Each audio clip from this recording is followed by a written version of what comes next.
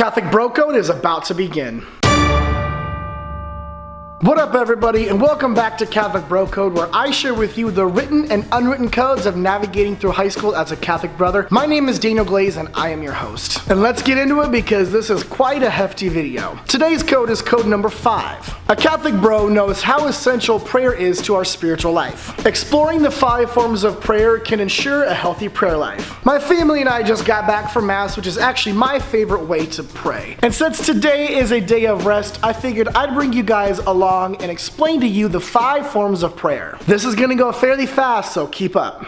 So before we dive into all of the details when it comes to the 5 forms of prayers, I'm going to give you a quick recap of what they are. Blessing and adoration, petition, intercession, thanksgiving, and praise. And the first form of prayer is blessing. We talked about blessing in a previous video if you want to click right here. Blessing is the basic movement of prayer. It's our encounter with God. It's called blessing because when we accept God's blessing of the gift of prayer, our hearts can in return bless God, who is the source of every blessing. And that interaction is the dialogue of prayer, our prayer going up to God and God sending it back down to us. And adoration is when us as humans acknowledge that in prayer we are before our Creator. This isn't necessarily the adoration that we all have come to know when you put the Eucharist in a monstrance, but the form of adoration can be done during adoration. I hope that made sense. The reason I make this distinction is because you don't actually have to be in front of a monstrance or in an adoration chapel or during adoration during a retreat to recognize that you are a human before your Creator in prayer. Adoration is our humility and respect in front of the presence of our ever greater God. Most of us experienced blessing and adoration when we realized for the first time that Christ is real. A practical way to apply blessing and adoration to your prayer is to go back to that moment when you first encountered Christ and you knew He was real, and remember how it felt so you can encounter Him during every time you pray. And our next form of prayer is petition, a human request from God. By petition, we express our awareness of our relationship with God. We recognize that we are sinners and we have turned away from the Father, and us turning back to Him is our petition. It is required of us to ask for forgiveness first for us to receive whatever we're asking for, or our petition. No, I'm not saying if we just say, I'm sorry, God is going to give us whatever we ask for. It's the act of acknowledging our sin and saying, I'm sorry, that will bring us back into communion for us to even begin asking God for something. Now, there is an order that we must understand when it comes to petition. We must pray for the kingdom, God's will above our own, then what is necessary to welcome it, aka that our desires match up with God's, and cooperate with its coming, meaning we trust in the Holy Spirit's guidance in our life. If and when we share in God's saving love, we know that every true need can become a petition which will allow us to pray at all times. A major way to apply petition to your prayer life is to literally write out everything that you want to ask God for. Take it to prayer and ask God to sort out what is of His will and what is actually of your will. And it might take a few times of doing this to truly understand what we should be asking of God.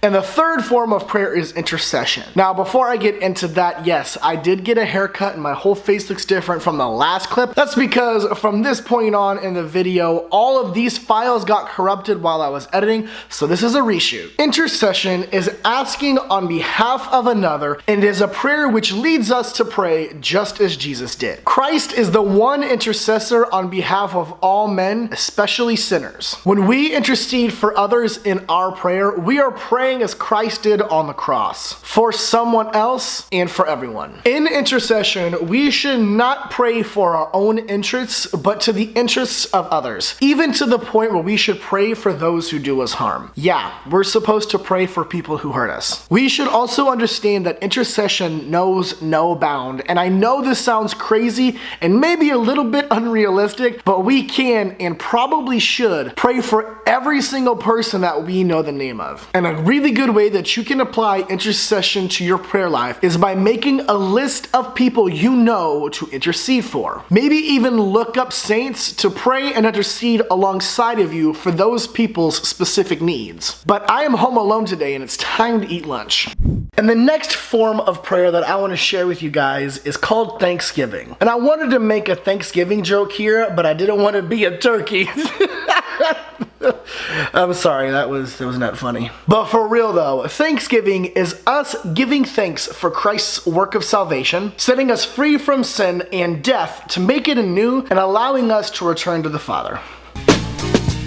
An easy way that you can apply Thanksgiving to your prayer life is to set aside either at the beginning, middle, or end, or somewhere in your daily prayer routine, an actual time to give thanks to Christ, especially for our salvation. What's really cool is also, just like petition, every event and need can become a moment of thanksgiving. Pray for it.